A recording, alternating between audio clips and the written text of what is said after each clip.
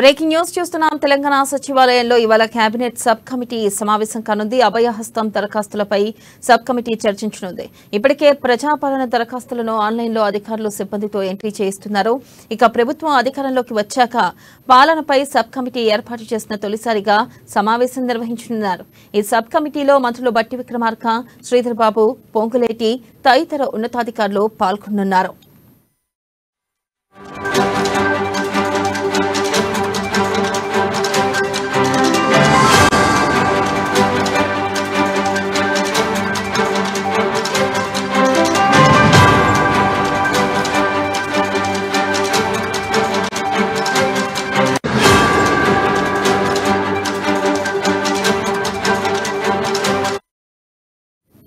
Breaking news చూస్తున్నాం. తెలంగాణ సచివాలయంలో ఇవాళ కేబినెట్ సబ్ కమిటీ సమావేశం కానుంది. ఇక అభయహస్తం దరఖాస్తులపై సబ్ కమిటీ చర్చించనుంది.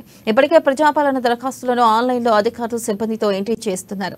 ఇక ప్రభుత్వం అధికారంలోకి వచ్చాక ప్రజాపాలనపై సబ్ కమిటీ ఏర్పాటు చేసిన తొలిసారిగా సమావేశం నిర్వహించనున్నారు. ఇక ఈ సబ్ కమిటీలో మంత్రులు బట్టి విక్రమార్క, శ్రీధర్ బాబు, పొంగులేటి తదితర ఉన్నతాధికారులు పాల్గొనున్నారు.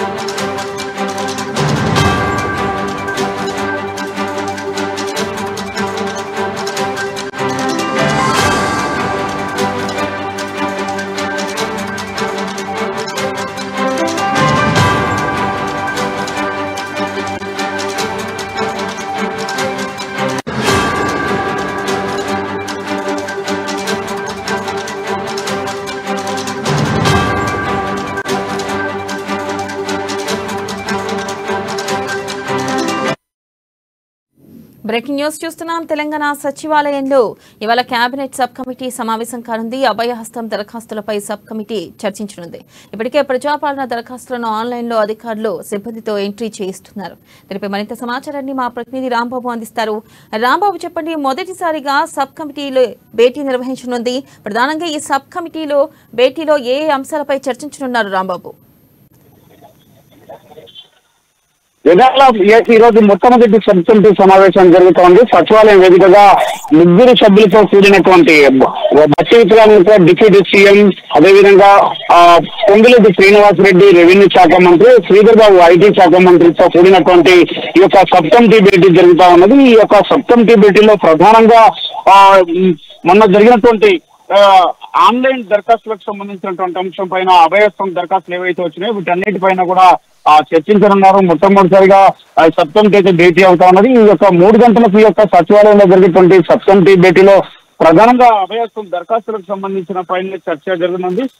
మొత్తానికైతే సబ్ కమిటీ భేటీలో మంత్రి బట్టి విక్రమార్క, శ్రీధర్ బాబు, పొంగులేటి శ్రీనివాసరెడ్డితో కాకుండా అధికారులు కూడా పాల్గొంటారు. మొత్తం ఈ యొక్క 1,25,00,000 వరకు దరఖాస్తులు వచ్చినందున ఈ యొక్క దరఖాస్తులకు సంబంధించి ప్రధానంగా దరఖాస్తులో ప్రాధాన్యత ఏ అంశాలకు ఎక్కువగా ప్రజలు దరఖాస్తు చేస్తున్నారని చెప్పేసి దీనిపైన ఈ యొక్క దరఖాస్తులకు సంబంధించి, పరిశీలనకు సంబంధించి ఎంతవరకు వచ్చింది, ఈ యొక్క దరఖాస్తులు ఆన్లైన్ లో ఎంతవరకు నమోదు చేశారనే దానిపైన కూడా చర్చించేటువంటి అవకాశం ఉంది. మొత్తంగా ఈ యొక్క సచివాలయం వేదికగా జరిగేటువంటి ఈ యొక్క సబ్ కమిటీ భేటీలో అధికారులు దీనికి సంబంధించినటువంటి ప్రతి ఒక్క విషయాన్ని కూడా మొత్తం అభయహస్తానికి సంబంధించినటువంటి దరఖాస్తులకు వివరాలను మొత్తం కూడా మంత్రులకు ఇచ్చేటువంటి అవకాశం అయితే కనపడుతూ ఉన్నది. ఇటు రాష్ట్ర వ్యాప్తంగా ఇంకా ఎవరైనా దరఖాస్తు చేసుకున్నటువంటి వాళ్ళు ఉంటే వాళ్ళందరినీ కూడా ఇప్పటికే తహసీల్దార్ కేంద్రాల్లో ఇవ్వమని చెప్పి కూడా ప్రభుత్వం చెప్పినటువంటి నేపథ్యంలోనే మరిన్ని దరఖాస్తులు కూడా వచ్చేటువంటి అవకాశం ఉన్నందున ఈ 1,25,00,000 కాకుండా అదనంగా వచ్చేటువంటి దరఖాస్తులు, అదేవిధంగా కొంతమంది వివిధ కాలాలు ఏదైతే పూర్తి చేయని వాళ్ళు ఉన్నారో వాళ్ళు పూర్తి చేయనటువంటి వాళ్ళు కానీ, లేకపోతే మరొకసారి వెరిఫికేషన్ కు ఇంటికి వెళ్ళేటువంటి సందర్భంలో వచ్చేటువంటి వినతులు, సమస్యలను కూడా పరిశీలనకు తీసుకోవాలని చెప్పేసి కూడా అధికారులకు సూచించేటువంటి అవకాశం ఉంది. మొత్తానికైతే కొత్త ప్రభుత్వం వచ్చిన తర్వాత ఈ యొక్క అభయహస్తం పేరు మీద ఇటు ప్రజల్లోకి అంటే ఇచ్చినటువంటి 6 గ్యారెంటీలను అమలు చేసే దిశగా అయితే ప్రభుత్వం కదులుతా ఉంది. ఇప్పటికే ఈ యొక్క కొత్త రేషన్ కార్డులకు సంబంధించినటువంటి ప్రక్రియను కూడా చేపట్టాలని చెప్పేసి భావిస్తా ఉన్నది. మరొక వైపు ఇటు గృహలక్ష్మి కింద కానీ, లేకపోతే ఇందిరమ్మ ఇళ్ల పేరు మీద కానీ, లేకపోతే అభ్యాసం చేయుత పెన్షన్లు కానీ, వీటన్నిటిని కూడా ఇచ్చేందుకైతే ఇప్పటికే మా ఈ ప్రభుత్వం అయితే అన్ని ఏర్పాట్లు చేస్తుంది. ఫిబ్రవరి నెలాఖరులో ఈ బడ్జెట్ సమావేశాలు కూడా జరగనున్నటువంటి నేపథ్యంలో ఓటాన్ అకౌంట్ ద్వారా అంటే పార్లమెంట్ ముందు ఎన్నికలకు ముందు ఓటాన్ అకౌంట్ బడ్జెట్ ప్రవేశపెట్టే అవకాశం ఉంది. కాబట్టి ఈ లోపు దీనికి సంబంధించినటువంటి పథకాలకు సంబంధించినటువంటి మొత్తం వివిధ దరఖాస్తులకు సంబంధించినటువంటి మొత్తం బడ్జెట్ ఎంత ఉందనేది కూడా దానిపైన కూడా కొంత విశ్లేషణ చేసేటువంటి అవకాశం కూడా ఉన్నది.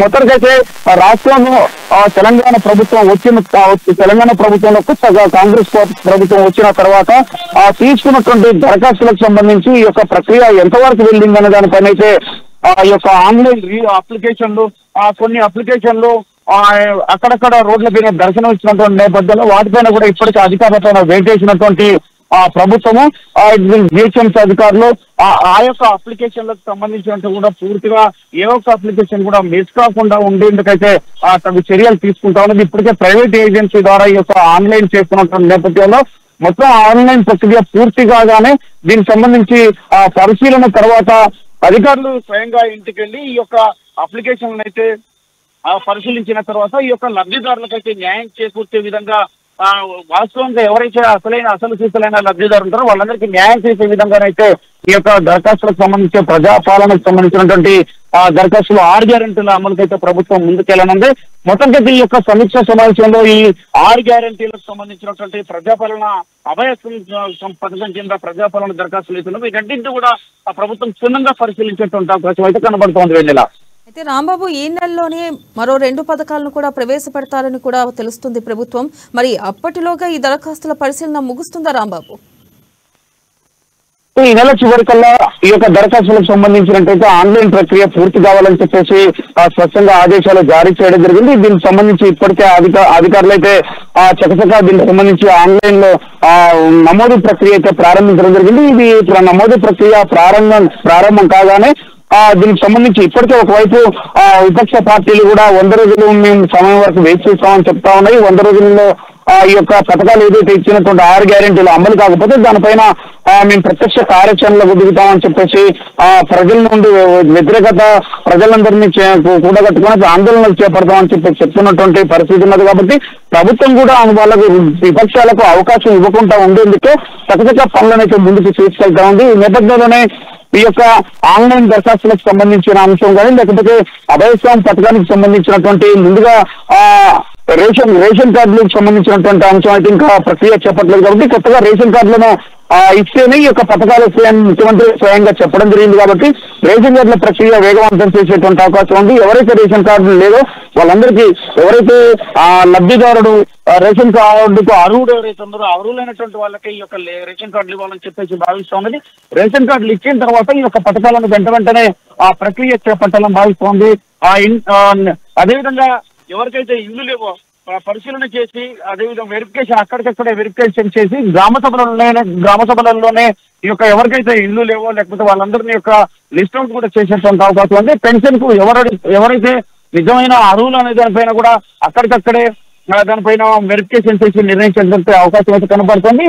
ఈ యొక్క ఈ 6 గ్యారెంటీలు తీసుకెళ్లాలని చెప్పేసి అంటే ప్రజలకి అంటే మరింత వేగవంతంగా ముందుగా ఇచ్చేసి అమలు చేసే దిశగా ముందుకు కదలాలని ప్రభుత్వం భావిస్తుంది. మరొక వైపు ఇటు సంక్రాంతి తర్వాత కూడా ఇటు నిరుద్యోగులకు కూడా ఒక కానుక ఇవ్వాలని చెప్పేసి సర్కార్ భావిస్తూ ఉన్నది. అందుకొరకే ఇప్పటికే ఇది టీఎస్పీఎస్సీ సంబంధించినటువంటి బోర్డు టీఎస్పీఎస్సీ మెంబర్లు అదేవిధంగా చైర్మన్ రాజీనామాను కూడా గవర్నర్ ఆమోదించారు. ఆమోదించినటువంటి నేపథ్యంలోనే దీనికి సంబంధించి వడివడిగా ఇటు వేగవంతంగా ఇటు చైర్మన్ అదేవిధంగా సభ్యులను కూడా ఇటు ఎంపికకు సంబంధించినటువంటి కసరత్తు ప్రారంభించింది. దీంతో ఇటు నోటిఫికేషన్ జాబ్ క్యాలెండర్ కూడా విడుదల చేయాలని చెప్పేసి ప్రభుత్వం భావిస్తా ఉంది. మరొక వైపు విద్యార్థులకు సంబంధించినటువంటి భరోసా కార్డు కూడా దీనికి సంబంధించి కూడా దీనిపైన చర్చకు వచ్చేటువంటి అవకాశం ఉంది. మొత్తానికైతే కాంగ్రెస్ ప్రభుత్వం ఇచ్చినటువంటి హామీలు అదేవిధంగా 6 గ్యారెంటీలకు సంబంధించినటువంటి అంశంలో మాత్రం ఒక క్లారిటీగా ఈ రోజు సబ్ కమిటీతో చర్చించేటువంటి అవకాశం కనబడతా ఉన్నది.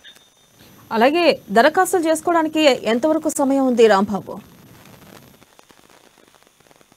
అంటే దరఖాస్తు చేసుకోవడానికి అయితే 17వ తారీఖు వరకు కూడా ఈ దరఖాస్తులు చేసుకోవచ్చని ఇటు చెప్పడం జరిగింది. దీంతో ఇప్పటికే ఎవరైతే ప్రజాపాలనలో దరఖాస్తు చేసుకోలేదో వాళ్ళందరూ కూడా నేరుగా వెళ్లి తహసీల్దార్ దగ్గరికి లేకపోతే ఇటు పట్టణ కేంద్రాల్లో ఉన్నటువంటి కార్యాలయంలోకి లేదా జిహెచ్ఎంసీ కానీ లేకపోతే మున్సిపల్ కార్యాలయంలోకి వార్డు కార్యాలయంలోకి వెళ్ళి దరఖాస్తు చేసుకోవడానికి అయితే అవకాశం అయితే ఇవ్వడం జరిగింది. ఇది స్వయంగా ఆ యొక్క నోడల్ అధికారులు ఎవరైతే వాళ్ళకు కూడా అందించినా కానీ ఈ యొక్క దరఖాస్తులు అయితే ఇప్పటికే వచ్చినటువంటి 1,25,00,000 దరఖాస్తులు కాబట్టి కొత్తగా వచ్చేటువంటి దరఖాస్తులన్నింటి కూడా ఆన్లైన్ చేసి వీటి వేగవంతంగా ఈ యొక్క ముందుకు తీసుకెళ్లేటువంటి ప్రక్రియ చేపడతా ఉన్నది. Right Rambabu, thank you.